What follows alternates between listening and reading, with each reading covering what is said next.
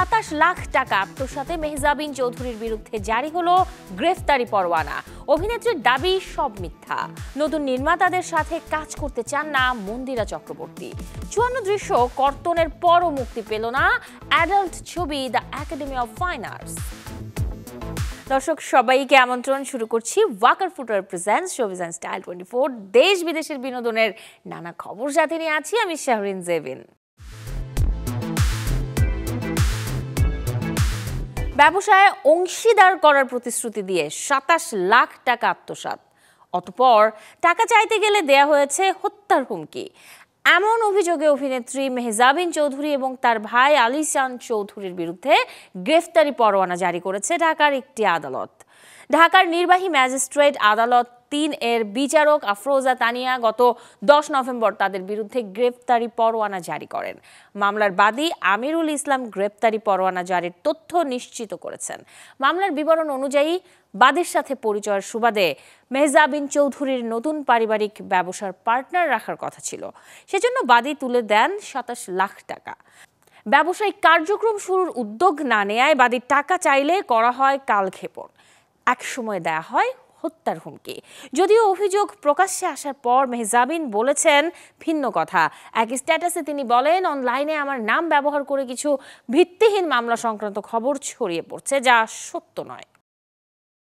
নতুন নির্মাতাদের সাথে কাজ করতে চান না চিত্রনায়িকা মন্দিরা চক্রবর্তী। সম্প্রতি এক পডকাস্ট শো আয়োজনে এমনটাই জানিয়েছেন তিনি। বলেন তিনি নতুন, তাই নতুনদের ওপর তার আস্থা নেই।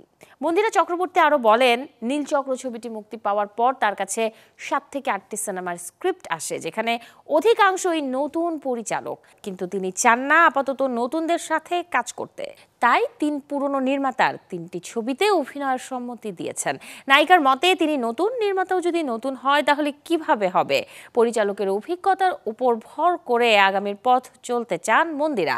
যখন তার নামে ছবি চলবে তখন নতুনদের নিয়ে ভাববেন বলেও জানান কাজল রেখা দিয়ে চলচ্চিত্রে অভিষেক হওয়াই নায়িকা। ওটিটিতে শাটিকাপ ও সেনপার নির্মাণের পর চলচ্চিত্র নির্মাণ করলেন মোহাম্মদ তাওকির ইসলাম। খুলনায় শুটিং করা তার প্রথম ছবি দেলুপি চলছে দেশের 6 হলে। এই সিনেমাটি নির্মাণের গল্প শোনাতে গতকাল সংবাদ সম্মেলন করেছেন নির্মাতা। তার আগে দেখিয়েছেন নিজের নির্মিত ছবিটি। হ্যালো বাবা, আমি তো একটু বাইরে আছি। প্রধানমন্ত্রী বলাইছে, শুনেছিস? দেশ ছেড়ে পালিয়েছেন প্রধানমন্ত্রী, আর এই খবর ছড়িয়ে পড়তেই বেরিয়ে এসেছেন গুপ্ত এক নেতা। এলাকার মানুষদের নিয়ে যখন নিজের জায়গা পোক্ত করতে ব্যস্ত, তখন বাধা হয়ে দাঁড়ায় জেনজি। এমনই গল্পের ছবি দেলুপি। খুলনার পাইকগাছা উপজেলার দেলুটি ইউনিয়নের মানুষের জীবন, বাস্তবতা আর সম্পর্কের গল্প থেকে অনুপ্রাণিত হয়ে তৈরি হয়েছে এই ছবিটি, যেখানে অভিনয় করেছেন স্থানীয়রা। গ্রামের একজন ছেলেকে বড় পর্দায় এনে একটা সিনেমা দাঁড় করাইছে, যেটা হচ্ছে আমার ডিরেক্টর ভাই। আমরা যেখানে থাকি সেখান থেকে এই জায়গা আসা, এটা আসলে বলার মতো না, খুবই সুন্দর। অভিনয় করার জন্য কলকাতা চলে গেছিলাম পালিয়ে, যে অভিনয়টা করবো সেই শখ নিয়ে, কিন্তু সেই শখ রাজশাহী তৌকির ভাই পূরণ করে দিয়েছে। আমাদের মতো এরকম বন্যা প্লাবিত এলাকায় গিয়ে তাদের মতো করে আসলে আমাদের সাথে মিশে আমাদের কাছ থেকে গল্প বার করে, মানে একটা হয় না যে আমরা এখানে যারা আছি প্রত্যেকে এক একটা ভাঙন। তরুণ নির্মাতা মোহাম্মদ তাওকির ইসলামের প্রথম পূর্ণদৈর্ঘ্য চলচ্চিত্র দেলুপি মুক্তি পায় 7 নভেম্বর খুলনায়। সিনেমার শিল্পী ও 13 গ্রামের দর্শক দেখেন ছবিটি। 1 সপ্তাহ পর এটি আলোর মুখ দেখে সারা দেশের 6 প্রেক্ষাগৃহে। দেলুপির জন্মস্থান হচ্ছে খুলনায়, 7 তারিখে, সেই জন্য খুলনার মানুষ দেখছে। তো জন্মস্থান থেকে তো বাচ্চা এখন সারা দেশের দিকে হাঁটা শুরু করছে। এই গল্পটা আমরা চুজ করিনি, গল্পটা আসলে আমাদেরকে চুজ করছে। আমরা শুধু ওই সময়টায় ওইখানে উপস্থিত ছিলাম। এই ছবির অ্যাক্টিং বলেন, স্ক্রিপ্ট বলেন, মিউজিক বলেন, সব কিছুই এইভাবেই পাওয়া। নানান জায়গা থেকে নানান মানুষ এসে রাখছে, আমরা শুধু জিনিসটাকে জোড়া লাগাইছি। সিনেমার বিভিন্ন চরিত্রে অভিনয় করেছেন দেলুটি ইউনিয়নের চিরঞ্জিত বিশ্বাস, অদিতি রায়, রুদ্র রায়, জাকির হোসেন সহ অনেকেই। ছবিটি প্রযোজনা করেছে footprint film production. Gazi Anis, channel 24, Dhaka. এবারে 1 মিনিটে জেনে নেব দেশ বিদেশের বিনোদনের কিছু খবর। অভিনেতা কচি খন্দকার পরিচালিত ছবিতে অভিনয় করবেন মোশাররফ করিম। সিনেমার নাম মাই ডিয়ার ফুটবল। আসছে বছরের জুলাই আগস্টে শুরু হবে ছবির শুটিং। কথা ছিল ৫৪টি দৃশ্য কর্তনের পর অ্যাডাল্ট সনদ পাওয়া the academy of fine arts মুক্তি পাবে শুক্রবার, কিন্তু ফেডারেশনের বাধার মুখে ছবিটি আটকে গেছে। এ নিয়ে তুমুল বিতর্ক চলছে কলকাতায়। দুবাইয়ে শাহরুখ খানের নামে তৈরি হলো টাওয়ার। উদ্বোধনী আয়োজনে এসে অভিনেতা বলেন, মা বেঁচে থাকলে খুব খুশি হতেন। ৫৫ তলা বিশিষ্ট টাওয়ারটির প্রবেশদ্বারে থাকবে শাহরুখ খানের স্বাক্ষরযুক্ত ভাস্কর্য। চতুর্থ বিবাহবার্ষিকীর দিনে কন্যার বাবা মা হওয়ার খবর দিলেন রাজকুমার রাও পত্রলেখা। ইউনিকর্নের ছবি দিয়ে সামাজিক মাধ্যমে তারা লিখেন, আমরা আনন্দিত, ঈশ্বর আমাদের কন্যা সন্তান দিয়েছেন। সৌদি আরবে আয়োজিত চলচ্চিত্রের সবচেয়ে বড় উৎসব রেড সি ইন্টারন্যাশনাল ফিল্ম ফেস্টিভ্যালের পঞ্চম আসরে জুরি প্রেসিডেন্ট নির্বাচিত হয়েছেন ৫৪ বছর বয়সী শন বেকার। ৪ ডিসেম্বর থেকে জেদ্দায় শুরু হবে ১০ দিনের এই আয়োজন। শেষ হলো সৌদি আরবের রিয়াদে অনুষ্ঠিত রিয়াদ 2025-এর বাংলাদেশের অংশ। 4 দিনব্যাপী এই আয়োজন যেন হয়ে উঠেছিল সৌদি আরব প্রবাসী বাংলাদেশিদের মিলন মেলা। সৌদি সরকারের উদ্যোগে গ্লোবাল হারমোনি প্রোগ্রামের রিয়াদ সিজনের শেষ দিনে মূল আকর্ষণ ছিল আসিফ আকবরের পরিবেশনা। সৌদি সরকারের ভিশন 2030-র অংশ গ্লোবাল হারমোনির বাংলাদেশ অংশের পর্দা নামল। 14 দেশের শিল্প সংস্কৃতি মিলিয়ে গড়া এই আয়োজন শেষ সন্ধ্যায় যেন আরও রঙিন, আরও রোমাঞ্চের। আর সেই সন্ধ্যার কেন্দ্রবিন্দু বাংলাদেশি শিল্পী আসিফ আকবর।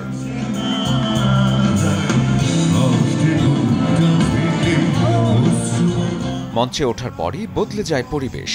দূর প্রবাসী থাকা বাংলাদেশিদের মুখে তখন একটাই কথা, বাংলাদেশ আর বাংলাদেশ।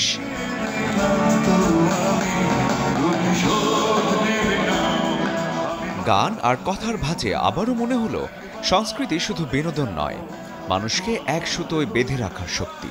আমাদের এখানে যারা প্রবাসী বাংলাদেশি আছেন তাদের বিনোদনের আসলে জায়গা খুব কম, তো সেক্ষেত্রে আমরা তাদেরকে প্রশংসা দিতেই পারি, একটা অ্যাপ্রিসিয়েট করতেই পারি যে আমাদের বাংলাদেশে বা বিভিন্ন কমিউনিটির মানুষ যারা সৌদি আরবে আছেন তাদের এন্টারটেনমেন্টের জন্য একটা চমৎকার একটা অ্যারেঞ্জমেন্ট হচ্ছে এই রিয়াদ সিজন। সন্ধ্যার হাওয়া, স্টেজের আলো আর চারপাশের উচ্ছ্বাস সব মিলে আল সওয়াদি পার্ক তখন উৎসবের উঠোন। সবার কথায় উঠে আসে একই অনুভূতি, প্রবাসী থেকেও এই আয়োজন তাদের হৃদয়ের খুব কাছে।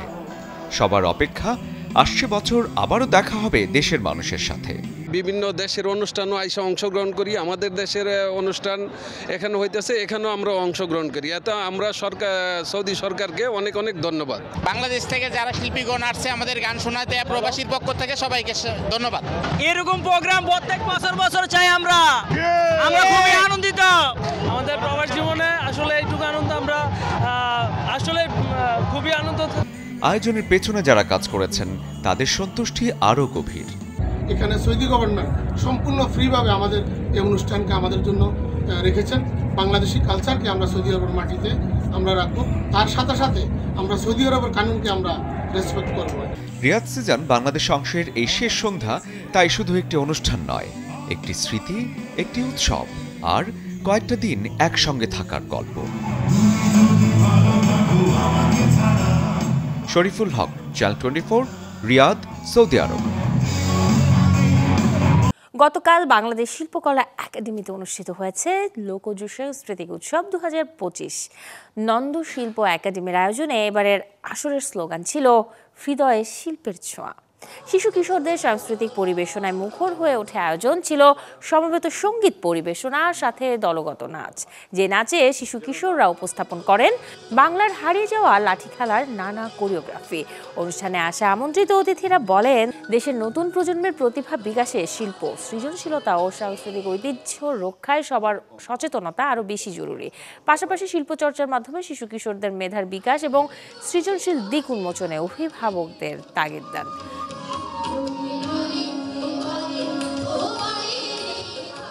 ভারতের ৭১তম জাতীয় চলচ্চিত্র উৎসবে বাংলা ভাষা বিভাগে সেরা ছবির খেতাব জিতেছে আবির চ্যাটার্জি ও তনুশ্রী দত্ত অভিনীত সিনেমা ডিপ ফ্রেজ।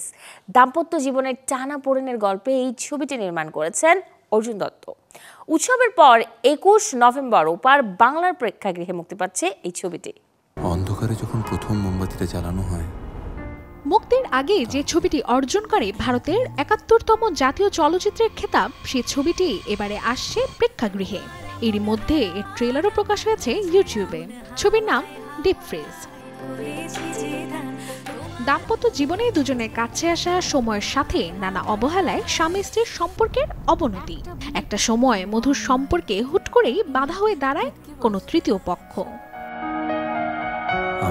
মনস্তাত্ত্বিক দ্বন্দ্ব, পরিবার, সমাজ সব সামলে স্বামী স্ত্রীর জীবনটা কেমন হয়? বাস্তবতায় বিচ্ছেদের পথে হেঁটে আদৌ কি সুখী হতে পারে দুজন, নাকি মনের কোনায় ভালোবাসার টান থেকেই যায়?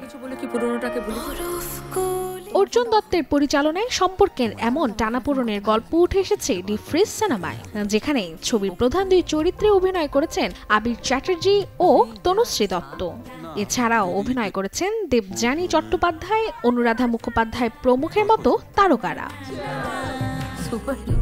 সংবিধানের নিয়ম অনুযায়ী গোটা ভারতের বিভিন্ন ভাষার সিনেমা ইন্ডাস্ট্রি থেকে প্রতি বছরই বাছাই করে পুরস্কৃত করা হয় একটি সেরা ছবিকে, যে তালিকায় বাংলা সিনেমা হিসেবে জায়গা করে নিয়েছে ডিপ ফ্রিজ। এখন দেখার অপেক্ষা জুরি বোর্ডের সিদ্ধান্তের সাথে কতটা সাড়া মেলে দর্শকদের। আসছে ২১ নভেম্বর প্রেক্ষাগৃহে আলোর মুখ দেখবে deep fridge. Desk report, channel 24।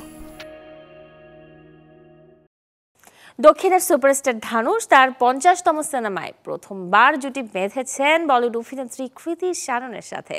Most romantic যে ছবির নাম তেরে ইশক মে, ট্রেলার প্রকাশে জানানো হয়েছে ২৮ নভেম্বর প্রেক্ষাগৃহে মুক্তি পাবে এই সিনেমাটি।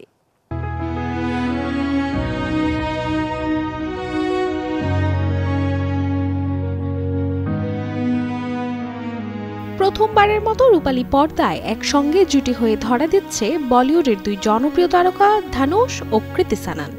বলিউড ও তামিল দুই ইন্ডাস্ট্রির হৃদয়জয়ী তারকা ধানুষ তার ক্যারিয়ারের ৫০তম সিনেমা নিয়ে ফিরছেন পর্দায়, যে ছবির নাম তেরে ইশক মে।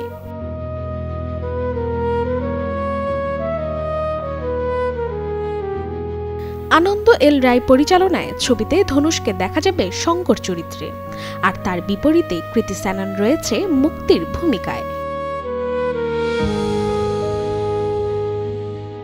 সম্প্রতি প্রকাশ পেয়েছে ছবির ৩ মিনিট ২২ সেকেন্ডের একটি ট্রেলার, যা দর্শকদের নিয়ে যায় বানারসের ঘাটে, যেখানে প্রেমের গল্পে আছে তীক্ষ্ণ ব্যথা, অদম্য আকর্ষণ আর ধনুষের অনবদ্য আবেগ। ট্রেলার জুড়ে ধনুষের একের পর এক শক্তিশালী সংলাপ, যা ইতিমধ্যেই কড়া সাড়া জাগিয়েছে দর্শক মনে।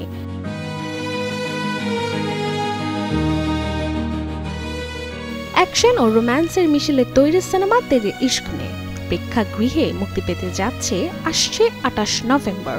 এখন দেখার অপেক্ষা ছবি এবং ছবির এই নতুন জুটি কতটা দাগ কাটবে দর্শক মন।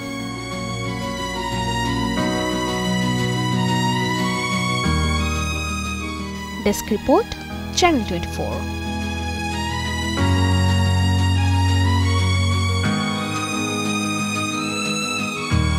দর্শক, এতক্ষণ ছিলাম বিনোদনের নানা খবরে। এবারে জীবনযাপনের গল্প দেখব, লাইফস্টাইলের কিছু আপডেট।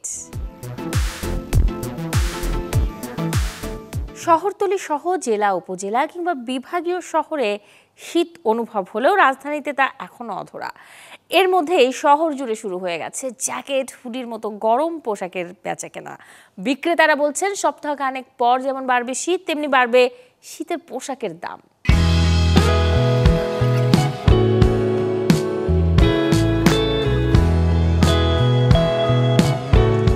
রাজধানীতে যদিও বাড়েনি শীতের প্রকোপ, তবে শীত পোশাকের বেচাবিক্রি বেড়েছে বেশ। এই সময় গ্রামে থাকা পরিবার আর প্রিয়জনদের জন্য কেনাকাটা করছেন অনেকেই। এছাড়া বাইক রাইডার যারা ঠান্ডা থেকে শরীর সুরক্ষিত রাখতে কিনছেন হালকা শীতের পোশাক।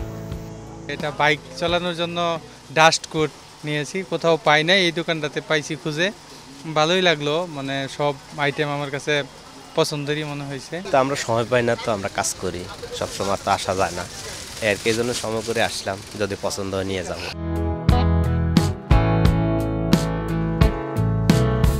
রাজধানীর নিউ মার্কেট এলাকার নুরজাহান মার্কেটের দৃশ্য এটি। বছর জুড়েই যেখানে বেচাবিক্রি হয় শীত পোশাকের, বিশেষ করে যারা যান ভিন দেশে, মাইনাস আবহাওয়ার জন্য কেনেন ভারী ভারী জ্যাকেট। শীতের জ্যাকেট, হুডির পাশাপাশি আনুষঙ্গিক নানা কিছুতে সেজেছে পোশাকের এই দোকানগুলো। তবে সপ্তাহখানেক পর কালেকশন বাড়বে বলে জানান দোকানিরা। সেক্ষেত্রে দামও বাড়বে বলে অনুমান তাদের। সুইফট শার্ট তো আমরা 700-800 করে বিক্রি করি, থার্মাল 1000 টাকাও বিক্রি করি, নর্থ ফেসের এগুলি। অনেক কোয়ালিটির হুডি আছে, এই ধরনের হুডি আমরা 1500-1400 বিক্রি করি। কমের মধ্যে পাওয়া যায়। এগুলি শোরুমে তো অনেক দাম, ধরেন 3,500-4,000 করে দাম বিক্রি করে এখান থেকে নিয়ে। আর আমাদের এগুলো দেশে পড়ার জন্য না, দেশেগুলো আরও আপনার সপ্তাহখানিক পর নামাবো। যেগুলো চাইনিজ এগুলো আমাদের সপ্তাহখানিক পর পাবেন, কিন্তু এগুলো রেঞ্জ একটু মোটামুটি ইম্পোর্টের, তো একটু প্রাইস একটু হাই। যে মালটা এখন 2000 সেল দিতেছে, হয়তো আগামী সপ্তাহ 10-15 দিন পরে রেট বাড়তে পারে, আমরা আরও বেশি বিক্রি করতে হবে। এটা কেনার উপরে ডিপেন্ড করবে। এবার 700 টাকা থেকেই শুরু হয়েছে শীত পোশাকের দাম। আর ভালো মানের জ্যাকেট কিনতে গুনতে হবে 2500 টাকার মতো। গাজী আনিস, চ্যানেল 24, ঢাকা। বিশ্ব মঞ্চে লাল সবুজের পতাকা উড়িয়ে নতুন ইতিহাস করার দুয়ারে তানজিয়া জামান মিথিলা। থাইল্যান্ডে মিস ইউনিভার্সের মুকুটের জন্য লড়ছেন তিনি। তাকে অনুপ্রেরণা যোগাতে শুভেচ্ছা ও শুভকামনা জানিয়েছেন অভিনেত্রী মৌ থেকে শুরু করে নুসরাত ফারিয়া, কুসুম শিকদার, টয়ার মতো তারকারা।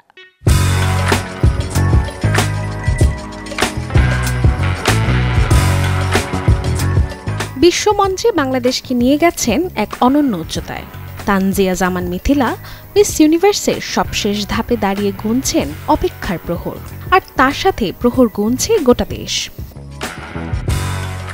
অভিনয় শিল্পী ও মডেলিং অঙ্গনের অনেকেই সামাজিক যোগাযোগ মাধ্যমে মিথিলার জন্য চাইছেন ভোট, যার মধ্যে আছেন জয়া আহসান, রুনা খান, শবনম বুবলি, মুমতাহিনা টয়া, জান্নাতুল পিয়া, সামিরা খান মাহি, শবনম ফারিয়া সহ অনেকেই। কেউ কেউ স্ট্যাটাসে পিপলস চয়েস ক্যাটাগরিতে ভোট দিতে যোগাচ্ছেন অনুপ্রেরণা। সাধারণের জন্য ব্যাখ্যা করছেন ভোট দেওয়ার পদ্ধতিও। অনেকে আবার ভিডিও বার্তায় মিথিলাকে এগিয়ে নেওয়ার আহ্বান জানান। মিথিলার জন্য আমার অনেক অনেক শুভেচ্ছা। বাংলাদেশের প্রথম সারির মডেল সাদিয়া ইসলাম মৌ বলেন, মিথিলার এই লম্বা পথের যাত্রা বাংলাদেশের জন্য একটি বিশাল ব্যাপার। সাথে জানান শুভকামনাও। কিছু না হলেও আমার মনে হয় যেই জায়গায় গেছে এটাও আমাদের জন্য অনেক বড় পাওয়া। অন্যদিকে মডেল ও অভিনেত্রী নুসরাত ফারিয়াও শুভেচ্ছা জানিয়েছেন মিথিলাকে। বললেন, আন্তর্জাতিক পর্যায়ে বাংলাদেশকে তুলে ধরার এক দারুণ উদাহরণ মিথিলা। এভাবেই কিন্তু আমরা আসলে বিদেশের মানচিত্রে নিজের দেশের নামটাকে আরো বেশি পরিপুক্তভাবে স্থাপন করতে পারবো। গোটা দেশ জুড়েই প্রথমবারের মতো কোনো বাংলাদেশীর মিস ইউনিভার্স জেতার সম্ভাবনা নিয়ে চলছে তুমুল আলোচনা। থাইল্যান্ডে চলমান ৭৪তম মিস ইউনিভার্সের আসরে বাংলাদেশের মুকুট জয় নির্ভর করছে মিথিলার হাতে। তবে মিথিলাকে এগিয়ে দিতে করতে হবে ভোট, কেননা জনভোটের মাধ্যমে নির্ধারিত হওয়া পিপলস চয়েস ক্যাটাগরি নির্ধারণ করে দেবে আদৌ ফাইনালে যাচ্ছেন কিনা মিথিলা। আগামী 19 নভেম্বর পর্যন্ত ভোট দিয়ে মিথিলাকে এগিয়ে রাখার সুযোগ রয়েছে। Desk report, channel 24। ঘটা করে প্রকাশ করা হলো দেশের 12 জন শীর্ষ গীতিকবিকে নিয়ে লেখা জীবনভিত্তিক গ্রন্থ গীতিজীবন। বইটি লিখেছেন গীতিকবি ও সাংবাদিক মাহমুদ মঞ্জুর। এটি প্রকাশ করেছে আজব প্রকাশ। 14 নভেম্বর রাজধানীর বিশ্ব সাহিত্য কেন্দ্রে আজব প্রকাশের ৫ম বর্ষপূর্তি অনুষ্ঠানের বিশেষ উপহার হিসেবে এই গ্রন্থের মোড়ক উন্মোচন করা হয়। এ সময় উপস্থিত ছিলেন দেশের অন্যতম 2 গীতিকবি মুন্সি ওয়াদুদ ও লিটন অধিকারী রিন্টু, লেখক মাহমুদ মঞ্জুর, প্রকাশক জয় শাহরিয়ার সহ সঙ্গীত ও সাহিত্য জগতের অনেকেই। ৬০০ টাকা মূল্যের এই গবেষণা ও সাক্ষাৎকার ধর্মী জীবনালেখ্যতে স্থান পেয়েছে মোহাম্মদ রফিকুজ্জামান, মুন্সি ওয়াদুদ, মনিরুজ্জামান মনির, লিটন অধিকারী রিন্টু, নাসির আহমেদ, জাহিদুল হক, শহীদ মাহমুদ জঙ্গি, কবির বকুল, আসিফ ইকবাল, শহীদুল্লাহ ফরাইজি, জুলফিকার রাসেল এবং গাজী মাজহারুল আনোয়ারের জীবনচিত্র। এই একজন মুন্সি ওয়াদুদ, একজন রফিকুজ্জামান, একজন মনিরুজ্জামান মনির, ওনারা মূলত দাঁড়িয়ে আছেন তাদের গীতি কবিতার ভিত্তির উপরে, বেসমেন্টের উপরে। সেই পিওর 12 জন গীতিকবির জীবনালেখ্য আমি তুলে ধরার চেষ্টা করছি। এরপরে হয়তোবা গীতিকবি কাম সুরকারদেরকে আমি তুলে আনব, এরপর হয়তো গীতিকবি কাম শিল্পীদের তুলে আনব, ওই ধাপ ধাপ তুলব। কিন্তু এই বইটাতে আমি চেয়েছি শুধু গীতিকার যারা, গীতিকবি যারা, তাদেরকে আমি তুলে ধরব। প্রতি বছরই ওমরাতে যেতে হাজিদের পোহাতে হয় নানা ঝক্কি ঝামেলা, কখনো প্রতারণার শিকার হন তো কখনো পড়েন নানা বিড়ম্বনায়। এছাড়াও ফ্লাইট মিস থেকে শুরু করে ট্রান্সপোর্টের ঝামেলা তো আছেই। এসব থেকে বাঁচতে দীর্ঘদিন ধরেই বিশ্বাসযোগ্য প্রতিষ্ঠানের সন্ধান করছিলেন বাংলাদেশি এজেন্সি মালিকেরা। অবশেষে এমনই এক প্রতিষ্ঠান চালু হলো দেশে। সৌদি সরকার ও বাংলাদেশ সরকার থেকে অনুমোদন পাওয়া প্রতিষ্ঠানটির নাম মডার্ন গেস্ট উমরাহ সার্ভিস। এর Bangladesh company modern guest welfares. প্রতিষ্ঠানটির চেয়ারম্যান তানভীর খান জানান, হাজিদের ওমরা হজ আরও সহজ ও সুন্দর করতেই দেশে প্রথমবারের মতো চালু করা হলো এমন প্রতিষ্ঠান। বাংলাদেশে এই প্রথম এজেন্সিরা পাবে ইনস্ট্যান্ট ভিসা সুবিধা। এতদিন বাংলাদেশে এমন সরাসরি কোনো উমরা কোম্পানির অফিস ছিল না, তাই হাজিরা নানা সমস্যায় পড়েছেন। এখন থেকে তা অনেকটাই কেটে যাবে। সদ্য উদ্বোধন হয়েছে এই প্রতিষ্ঠানের। উদ্বোধনী অনুষ্ঠানে প্রধান অতিথি হিসেবে সিইও নিজাম আলীর সাথে উপস্থিত ছিলেন মডার্ন গেস্ট উমরাহ সার্ভিসেস বাংলাদেশের প্রতিনিধিরা। তো আমরা যেরকম ভিসা দিছি অন্য কোনো কোম্পানি আলহামদুলিল্লাহ এরকম ভিসা দিতে পারে না। মডার্ন গেস্ট কোম্পানি বাংলাদেশে যত পরিমাণ ক্রাইসিস মোমেন্টে যত পরিমাণ হেল্প করছে হাজিদেরকে, হাজিদের ফ্লাইট ছুটে যায় 1 ঘন্টা আগে আমরা ভিসা করে দিছি। হাজিরা এয়ারপোর্টে আছে, পেরেশানিতে আছে, আমরা ভিসা করে দিচ্ছি আলহামদুলিল্লাহ। হোটেলের এখন যে নতুন যে সিস্টেম আসছে, নুসুকের যে নতুন সিস্টেম আসছে, সিস্টেম অনুযায়ী আপনারা হোটেলের মক্কা মদিনার যে বিআরএন আছে, বিআরএন অ্যাড করার সাথে সাথে ইনশাআল্লাহ আমাদের অফিস এখানে খোলার মানে এটা যে আমরা সরাসরি এখান থেকে হাজির নিব বা সরাসরি কোনো কিছু করে। দর্শক, এই ছিল আজকের Walker footwear presents showbiz and style 24 এর আয়োজনে। বিনোদন ও লাইফস্টাইলের সব খবর জানতে ভিজিট করুন আমাদের ফেসবুক পেজ এবং ইউটিউব চ্যানেলে। কাল ঠিক একই সময় আবারও দেখা হবে। সেই পর্যন্ত সবাই ভালো থাকুন। আর দর্শক, অবশ্যই চ্যানেল 24 এর সাথেই থাকুন।